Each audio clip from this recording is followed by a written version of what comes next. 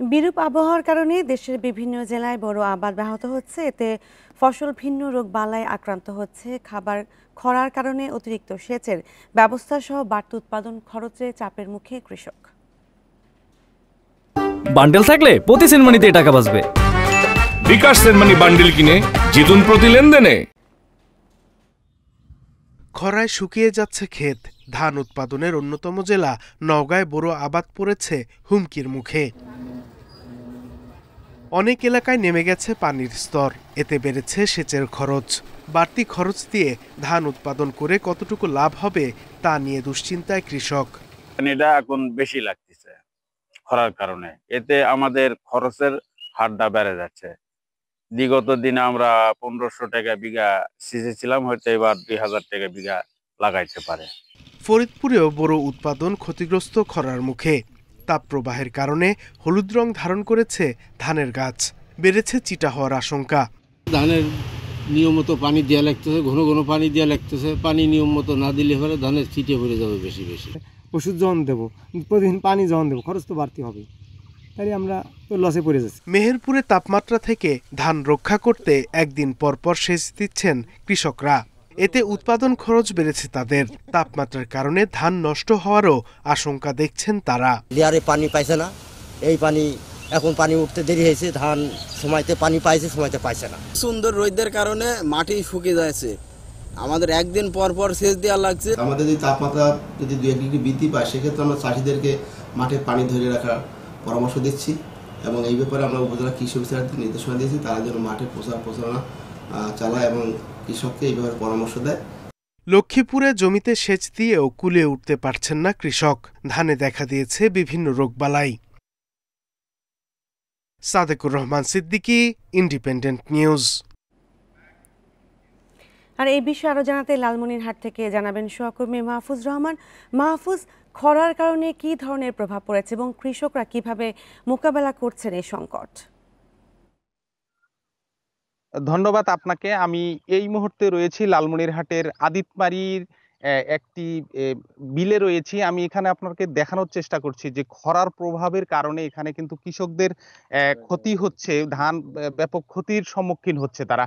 আমরা এখানে এসে কৃষকদের সাথে কথা বলেছি, তারা আমাদেরকে যেমনটি জানিয়েছেন, তারা বলছেন যে খরার কারণে তাদের বেশি পরিমাণ সেচ দিতে হচ্ছে।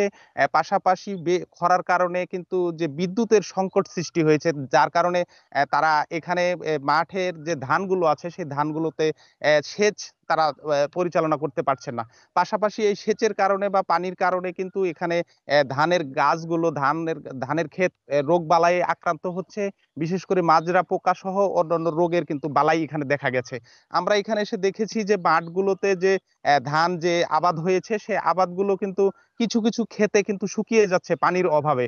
অর্থাৎ সেচ ঠিক মতো সেচ দিতে না পারার কারণে কিন্তু তারা ক্ষতিগ্রস্ত হচ্ছেন। আমরা কৃষকের সাথে কথা বলেছি যে এবছর কিন্তু বৃষ্টিপাত হয়নি এখন পর্যন্ত। গত কয়েকদিন আগে লালমনিরহাটে সামান্য পরিমাণ বৃষ্টি হয়েছে, যার কারণে এখানে কিন্তু খরার দেখা দিয়েছে। পাশাপাশি আমরা দেখেছি যে সকালবেলা কিছুটা ঠান্ডা থাকলেও কিন্তু দুপুর গড়িয়ে গেলেও কিন্তু প্রচুর তাপমাত্রার সৃষ্টি হয়। গত কয়েক বছরের তুলনায় কিন্তু লালমনিরহাটে বেশি তাপমাত্রা বিরাজ করছে, যার কারণে কিন্তু পানির কিন্তু পানি দিয়েও খেতে কিন্তু পানি ধারণ করতে পারছেন না কৃষকরা। পাশাপাশি বিদ্যুতের যে সংকট রয়েছে, সংকটের কারণেও কিন্তু তারা পানি দিতে পারছেন না। তো সব মিলে আমরা দেখেছি যে লালমনিরহাটের মাঠগুলোতে শুকনো শুকনো অবস্থায় রয়েছে, তারা খেতে ঠিক মতো পানি দিচ্ছেন। আমরা একজন কৃষকের সাথে কথা বলতে চাই। আমরা এখানে এসে দেখেছি একজন কৃষক এখানে রয়েছে, আমরা একটু কথা বলতে চাই তার সাথে যে আসলে আপনি আপনি খরার কারণে কি কি সমস্যায় ভুগছেন? তার কারণে আমি এই যে আগে সকালবেলা ইয়ে আমি খেতে সকালবেলা আসি আগে এত কুয়াশা দেখি নেই, এখন প্রচুর পরিমাণে কুয়াশা। এই কুয়াশার কারণে অনেক পোকাবালাই বেড়ে যাচ্ছে, ওষুধপাতি দিতে অনেক কষ্ট হয়। 10টা 11টাতে আগের রোদ হইতো না, এখন প্রচুর রোদ হয়ে যায়। আবহাওয়া খুব চড়া, রোদ্রে থাকা যায় না, অনেক জমিতে পানি থাকে না। আপনারা শুনলেন যে একজন কৃষকের কথা, তারা আমাদেরকে যেমনটি জানাচ্ছেন যে খরার কারণে কিন্তু এই ধানের ক্ষেতগুলো নষ্ট হচ্ছে। পাশাপাশি পানি সেচ বিদ্যুতের সংকটের কারণে কিন্তু তারা পানি দিতে পারছেন না। তো সব মিলে লালমনিরহাটের এই খরার প্রভাবে কিন্তু কৃষকরা ক্ষতিগ্রস্ত হচ্ছেন। তারা শঙ্কায় রয়েছেন যে এই আবাদ কি সঠিক এবং সুস্থভাবে তুলতে পারবে কিনা, এটা নিয়ে তাদের মধ্যে সংকট বিরাজ করছে। জি ধন্যবাদ। আমরা এখন চলে যাব আছি ফরিদপুর, এবং ফরিদপুর থেকে জানাবেন সহকর্মী মাসুদুর রহমান। মাসুদুর, সেচের বাড়তি খরচের কারণে দুশ্চিন্তায় কৃষক, এই বিষয়ে কৃষি অধিদপ্তরের কোনো সহায়তা মিলছে কিনা?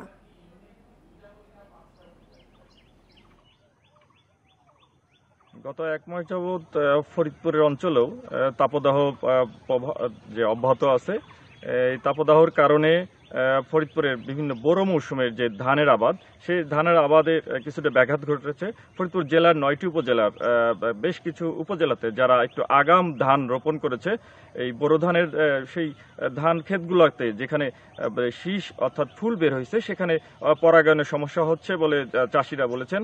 আর পাশাপাশি যে ক্ষেতগুলোতে সবুজ ধান হয়েছিল, সেখানে তীব্র তাপদাহের কারণে নিয়মিত পানি দিতে হচ্ছে। পানি সেচ না দেওয়ার কারণেও অনেক জমিতে যে ধান গাছ সেগুলো শুকিয়ে যাওয়ার সমস্যায় পড়ছে কৃষকরা। আর বাড়তি এই সেচ দেওয়ার কারণে প্রায় বিঘাপতি 2000 থেকে 3000 টাকা বাড়তি খরচ হচ্ছে। তেলের ডিজেল ক্রয় করতে হচ্ছে, কোথাও বিদ্যুতের ঘাটতি থাকার কারণে বিদ্যুৎ বিল বেশি আসছে, যেখানে আবার কোনো সময় সেখানে বিদ্যুৎ না থাকার কারণে তাদের সেচ দিতেও সমস্যা হচ্ছে। আর যেটা বলছিলেন যে ফরিদপুর কৃষি বিভাগ সাথে কথা হয়েছে, কৃষি বিভাগ বলছেন যে আমাদের অঞ্চলগুলোতে এখনো পর্যন্ত কিছু কিছু অঞ্চলে ধানের শীষ বের হয়েছে, যে অঞ্চল সেই অঞ্চলগুলোতে হয়তো সমস্যা হবে। আর বাকি যে অঞ্চলগুলো আছে যেখানে ধান লাগানো প্রায় 1 মাস অতিবাহিত হয়েছে, সেই জমিগুলোতে হয়তো ধানের শীষ না বের হলেও এই নিয়মিত পানি দিতে হবে। পানি দেওয়ার না দিলে হয়তো তারা ক্ষতির সম্মুখীন হবে। পাশাপাশি এখনো পর্যন্ত কৃষি বিভাগের পক্ষ থেকে এই অতিরিক্ত তাপদাহের কারণে তাদের যে বাড়তি সেচের প্রয়োজন হচ্ছে, সে বিষয়ে তারা কোনো ভর্তুকির বিষয়ে এখনো সিদ্ধান্ত নিতে পারেনি বা ভর্তুকি দেওয়া সম্ভব হয়নি বলে আমরা খোঁজ নিয়ে কৃষকদের সাথে কথা বলেছি। কৃষকরা বলেছেন যে হঠাৎ করে এই তীব্র তাপদাহ যদি এভাবে আরো চলতে থাকে, তাহলে তাদের এই ধান পরাগায়নের সমস্যা হবে এবং ধানের চিটা হতে পারে, ধানের গাছ মরে যেতে পারে, যে কারণে তারা নিয়মিতই সেচের মাধ্যমে তাদেরকে জমিতে পানি দিতে হচ্ছে এবং পানি দিয়ে তারা ধান গাছগুলোকে সতেজ রাখার চেষ্টা করছে। আমি বিভিন্ন জেলার বিভিন্ন উপজেলার ধান ক্ষেতগুলোকে দেখেছি যে যেখানে কৃষকরা নিয়মিত সেচের ব্যবস্থা করে রাখছে। যদিও গত 2 দিন আগে কালবৈশাখীর একটু আভাস মনে হয়েছিল, কোন কোন অঞ্চলে একটু বৃষ্টি হয়েছিল, কিন্তু এই বৃষ্টির পরিমাণটা তেমন না যে যেখানে এই তাপদাহের কারণে তাদের পানি ঘাটতির পূরণ হবে, যার কারণে নিয়মিতই কৃষক এই বোরো ধানের আবাদ করতে গিয়ে তারা অতিরিক্ত সেচ দিচ্ছে। জেলার কৃষি তথ্য অনুযায়ী জেলায় এই বছর 24,180 হেক্টর জমিতে বোরো ধানের আবাদ হয়েছে। এখন বিভিন্ন অঞ্চলে ধানের শীষ বের হচ্ছে, কিছু অঞ্চলে কিছু জায়গাতে ধানের সবুজ পাতাকুড়ি বের হয়েছে, তারা পরিচর্যা করছে, কিন্তু তীব্র তাপদাহ অব্যাহত থাকলে হয়তো এর প্রভাবটা বেশি পড়বে বলে আমাদেরকে জানিয়েছেন। পাশাপাশি কৃষি বিভাগ পরামর্শ দিয়েছেন যেহেতু তাপদাহ, সে কারণে নিয়মিত সেচ দিতে হবে, পাশাপাশি অন্যান্য পরিচর্যা অব্যাহত রাখতে হবে। তবে আশা করা যাচ্ছে যে এই তাপদাহ শীঘ্রই কমে যাচ্ছে, চৈত্র মাস চলে গেছে, যে কারণে এখন বৃষ্টি হলে এই সমস্যাটা লাঘব হবে বলেও কৃষি বিভাগ আশা করছে। এই ছিল ফরিদপুরে বোরো আবাদের তীব্র তাপদাহের কারণে প্রভাবের সর্বশেষ অবস্থা। বিরূপ আবহাওয়ার কারণে ব্যাহত হচ্ছে বোরো আবাদ, এবং সেই বিষয়ে জানাচ্ছিলেন সহকর্মীরা।